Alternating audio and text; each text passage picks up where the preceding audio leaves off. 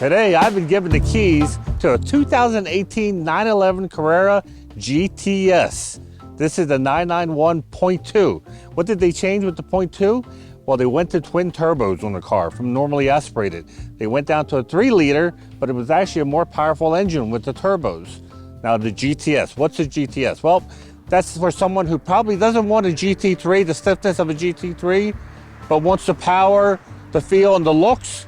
You get the GTS. I always call it guaranteed to sell because it sells out as soon as they bring them out. What did it include? Well, it took the Carrera S engine, added a power kit, and gave it about 450 horsepower. The car I'm going to test drive today has PDK. It's been driven on the track. It's been lowered. The owner did something that I really like. He deferred the center lock wheels, which came centered on the car, and he specified 5-lug wheels because it's easier for tracks, changing tires and wheels. It is a car that can be driven on tours, in canyons, or on the track. But today I get to drive it.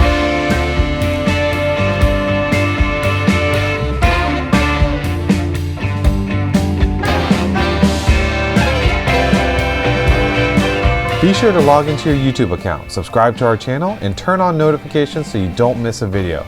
Best of all, it's free to do so. It also has rear wheel steering, which I absolutely love. Takes a car that's a little bit longer wheelbase, since 911s have gone wider and longer as they've gotten older, and they can change it from a short wheelbase car to a long wheelbase car. So for long sweeping turns, the wheel turns a certain way to make the wheelbase that much longer. Now it has twin turbos, and there's people that always say, oh, this has a turbo lag. I beg to differ. If it does have turbo lag, it's hardly noticeable. I hit the power, it comes on. The steering is very light. It almost feels like the older 911s that, had the skinny tires in the front. Granted, this is power steering. Electric steering doesn't have the manual steering of an older 911, but Porsche has done a phenomenal job of keeping that same feel that made people fall in love with the 911, which was that instantaneous response. This is about the same horsepower as the 05 Turbo S. It's amazing how much more smoother they've made the power delivery. And with the smaller engine, just 3 liters. Think about that. Still requires your attention, but it is like a go-kart. Just the turn in is just so responsive. You stab the brake and you turn, and it turns. Now it's running on Michelin, so it is really super sticky, but nonetheless, Porsche did an incredible job with the chassis on this car. It is without a doubt built for enthusiasts. Like I said in the beginning, it was for someone who maybe didn't want the harshness of a GT3, didn't want a complete track car, wanted a touring car that behaved also like a track car. And this is it. If you're looking for almost the perfect 911 all around, get a GTS. I have yet to meet anyone who was not happy with the GTS. It's just a very, very fun car to drive. And wow, power on demand. The torture part is the fact that it's too short of a drive.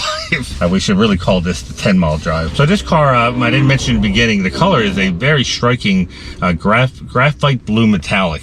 It's actually a PTS color now. Whenever you saw one at a show, I know the owners probably got tired of hearing the same question of what color is this? And it was that much of first it looks like a gray, but you start looking at it closer, especially if a gray car's parked next to it, and you see tinges of blue.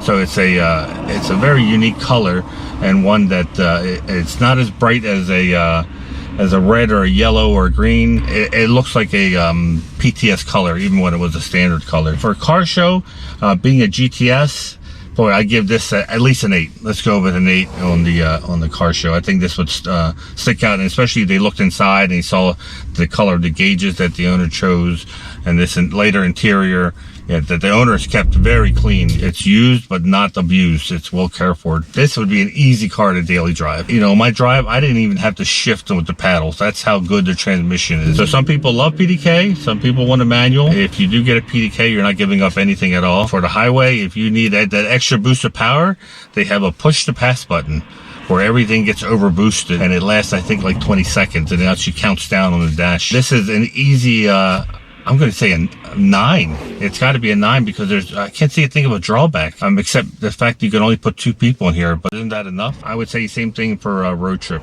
No reason why you can't go a super long distance. You can cross the country in this car.